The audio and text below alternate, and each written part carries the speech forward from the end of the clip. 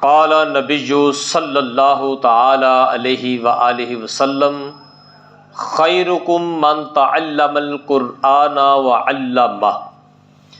نبی پاک صاحب لولاک سیاح افلاک صلی اللہ تعالی علیہ وآلہ وسلم نے ارشاد فرمایا، تم میں سے بہترین شخص وہ ہے جو قرآن سیکھے اور دوسروں کو سکھائے۔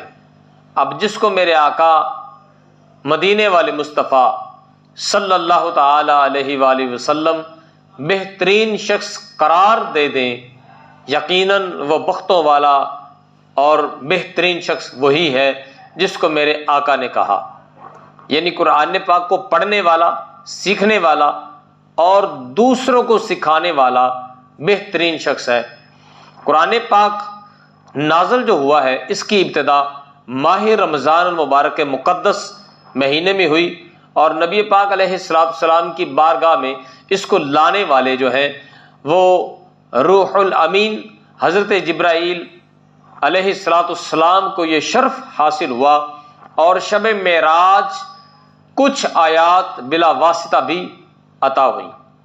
قرآن مجید کو دنیا کی فصیح ترین زبان یعنی عربی زبان میں نازل کیا گیا تاکہ لوگ اسے سمجھ سکیں آسانی کے ساتھ، کیونکہ عرب کے رہنے والوں اور کفار قریش کے لیے کوئی عذر باقی نہ رہے اس کو قبول کرنے کے لیے۔ اس لیے اللہ تبارک و تعالی نے قرآن پاک کو عربی زبان میں نازل فرمایا۔ قرآن عظیم کے کثیر اسما ہے، یعنی اس کے نام ہیں، جو کہ اس کتاب کی عظمت اور اس کا شرف اور اس کی دلیل ہے۔ ان میں سے مشہور 6 نام یہ ہیں: نمبر 1 قرآن، نمبر 2 برہان، نمبر 3 فرقان، اور نمبر 4 کتاب، نمبر 5 مصحف، اور نمبر 6 نور۔ اللہ تبارک و تعالی نے جو عظمت اور شان قرآن پاک کو عطا کی وہ کسی اور کلام کو حاصل نہیں ہے۔ یہاں اس کی 11 عظمتیں اللہ تبارک تعالیٰ نے یہ بیان فرمائی ہیں قرآن مجید کا متعلق۔ یا ایھا الناس قد جاءکم برہان من ربکم وانزلنا الیکم نورا مبینا۔ اے لوگو، بے شک تمہارے پاس تمہارے رب کی طرف سے واضح دلیل آ گئی اور ہم نے تمہاری طرف روشن نور نازل کر دیا۔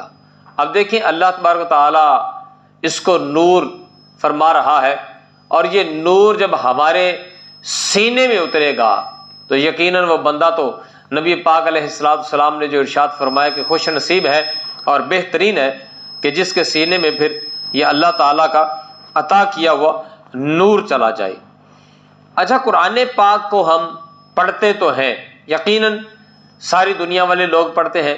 قرآن پاک ایک مقدس ایسی کتاب ہے کہ جس کا ایک حرف پڑھنے سے 10 نیکیاں ملتی ہیں، یعنی ایک نیکی ملتی ہے جو 10 نیکیوں کے برابر ہے۔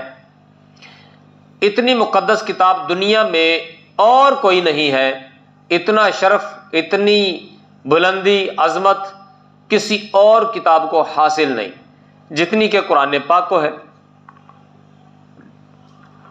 قرآن پاک کو دیکھنا بھی ثواب ہے، اس کو چھونا بھی ثواب ہے، اس کو پڑھنا بھی ثواب ہے، اور ہر حرف کے بدلے اللہ تبارک و تعالی پڑھنے والے کو نیکیاں عطا فرماتا ہے۔ کتنی خوش بختی کی بات ہے۔ مگر سوچئے، ہم قرآن پاک تو پڑھتے ہیں، کیا قرآن پاک پڑھنے سے پہلے ہم نے اس کو سمجھا؟ ہم نے اس کو پڑھنے کے جو طریقے ہیں، جو اس میں غلطیاں ہوتی ہیں، ان کو دور کرنے کی کوشش فرمائی؟ غور یہ کرنا ہے کہ ہم نے دنیا کی ہر چیز کو سیکھ لیا، کاروبار کرنا سیکھ لیا، گاڑی چلانی سیکھ لی، اینڈرائیڈ ٹچ موبائل چلانا سیکھ لیا۔ آپ یہ دیکھیں کہ ایک بندہ ان پڑھ ہے نا، جس کو پڑھنا نہیں آتا، مگر وہ ٹچ موبائل ضرور چلا لیتا ہے، جو کہ سارا کا سارا انگریزی میں ہے، وہ چلا لیتا ہے، کاروبار کرنا سیکھ گیا، گاڑی چلانی سیکھ گیا، گاہک کو کسٹمر کو ڈیل کرنا سیکھ گیا، ہر کام کرنا سیکھ لیا، مگر نہیں سیکھا تو قرآن پاک کو پڑھنا نہیں سیکھا، جو ہمارے لیے دنیا میں بھی فائدہ ہی فائدہ، آخرت میں بھی فائدہ ہی فائدہ ہے، کہ دنیا میں جب تک اس کی تلاوت کرتے رہیں گے، پڑھتے رہیں گے، ہمیں ثواب ملتا رہے گا۔ اگر نبی پاک علیہ السلام کی اس حدیث مبارکہ پر عمل کر لیتے ہیں کہ خیرکم من تعلم القرآن وعلمہ، کہ جس نے قرآن سیکھا اور دوسروں کو سکھایا وہ تم میں سے بہترین شخص ہے، اگر ایسا ہو جاتا ہے تو پھر بندہ جب سیکھے گا تو تب بھی بہترین لوگوں میں شمار ہوگا، جب سیکھ کر دوسروں کو سکھائے گا تب بھی بہترین لوگوں میں شمار کیا جائے گا۔ اور مزید جب کسی کو سکھا دیں گے، کسی کو پڑھا دیں گے، جب تک وہ آگے پڑھاتے رہیں گے، سیکھتے رہیں گے، جب تک یہ سلسلہ چلتا رہے گا، یہ قرآن پاک پڑھانے والے کو اس کا ثواب ملتا رہے گا۔ ماہ مقدس میں یعنی رمضان مبارک کے مقدس مہینے میں لوگ اعتکاف کرتے ہیں۔ اعتکاف میں کیا ہوتا ہے؟ جو عام مساجد میں اعتکاف ہم کرتے ہیں ان میں یہ ہوتا ہے کہ نمازوں کے اوقات کے علاوہ جب نماز پڑھنی ہوتی ہے نماز پڑھ لی، اس کے بعد یا تو پھر وقفہ آرام ہم کرتے ہیں، سو جاتے ہیں، یا پھر تسبیح و تحلیل کر لیتے ہیں، دل کرے تو پھر قرآن پاک کی تلاوت کر لیتے ہیں، گپ شپ بھی لگا لیتے ہیں عام مساجد میں۔ ایک اور بات ہے اس میں کہ جب دو چار دوست مل کے بیٹھ جاتے ہیں، اب ان کا کمپٹیشن شروع ہو جاتا ہے کہ میں نے 2 قرآن پاک اعتکاف کے اندر مکمل کرنے ہیں، کوئی کہتا ہے میں نے 3 کرنے ہیں، اور جب اعتکاف سے اٹھ کے واپس آتے ہیں اور بتاتے ہیں کہ میں نے الحمدللہ 1 قرآن پاک مکمل 10 دنوں کے اندر میں نے رمضان شریف کے اعتکاف جب کیا ہے آخری عشرے کا تو میں نے 1 قرآن پاک مکمل پڑھا۔ کچھ دوست ایسے ہیں جو کہتے ہیں کہ میں نے 2 پڑھے، 3 پڑھے، 4 پڑھے، ایسے بھی دوست ملتے ہیں۔ اب بتائیں کہ جو 10 دنوں میں ایک بندہ 4 قرآن پاک یا 3 قرآن پاک پڑھ رہا ہے، 10 دنوں کے اندر 3 قرآن پاک، یعنی 3 دنوں میں 1 قرآن پاک مکمل کرتا ہے، 3 دنوں میں 30 پارے پڑھتا ہے، 1 دن میں 10 پارے پڑھ جاتا ہے۔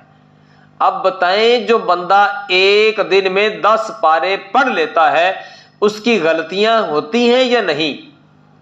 شد مد کی غلطی ہوتی ہوگی؟ کیا وہ مدات کی مقدار کا خیال رکھتا ہوگا؟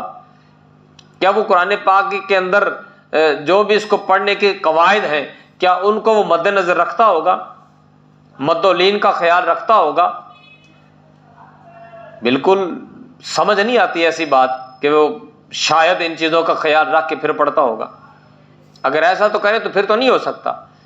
تو اٹس مین کہ قرآن پاک تو رمضان شریف کے اس آخری عشرے کے اعتکاف کے اندر، یا اعتکاف نہیں بھی کیا تو ویسے بھی لوگ قرآن پاک رمضان شریف میں زیادہ پڑھتے ہیں کیونکہ زیادہ ثواب ملتا ہے۔ رمضان شریف کا جو بابرکت مہینہ ہے یہ نیکیوں کا ایک سیزن ہے، نیکیاں کمانے کا، اس میں نیکیاں بڑھ جاتی ہیں۔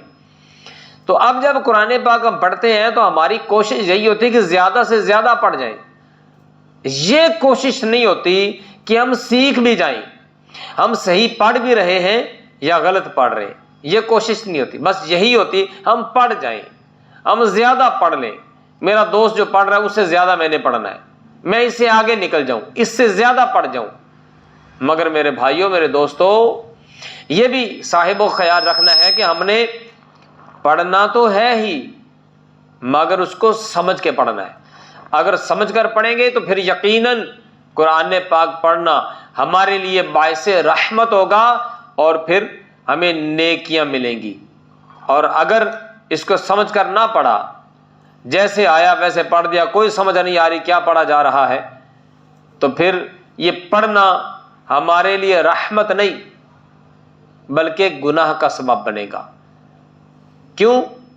تلفظ کی ادائیگی نہیں ہو رہی، قرآن پاک درست مخارج کے ساتھ پڑھا ہی نہیں جا رہا، اس کی مقداروں کا خیال ہی نہیں رکھا جا رہا، جن حروف کو کھینچنا ہے کھینچا ہی نہیں جا رہا۔ کچھ بھی جب خیال نہیں رہا اور جو حروف قریب الصوت یعنی ملتی جلتی آوازوں والے جو حروف ہوتے ہیں، پیئرز آف ورڈ ہوتے ہیں، اب ان کا ہی خیال نہ رکھا تو پھر کیا پڑھا؟ سین، ثا، صاد، ان کا فرق نہ رکھا. اسی طرح ذال، زا، وا، یہ حروف ایسے حروف ہیں کہ ملتی جلتی آوازوں والے حروف، حروف قریب الصوت، ان کا خیال اگر نہ رکھا تو معنی تو کیا کا کیا ہو جائے گا. تو پھر جب معنی فاسد ہو جائے گا، پڑھنا کچھ اور تھا، ہو کچھ اور گیا ہمارے پڑھنے کی وجہ سے، پھر ہمیں ثواب کیسے ملے گا؟ ثواب نہیں ملے گا، گناہ ملے گا.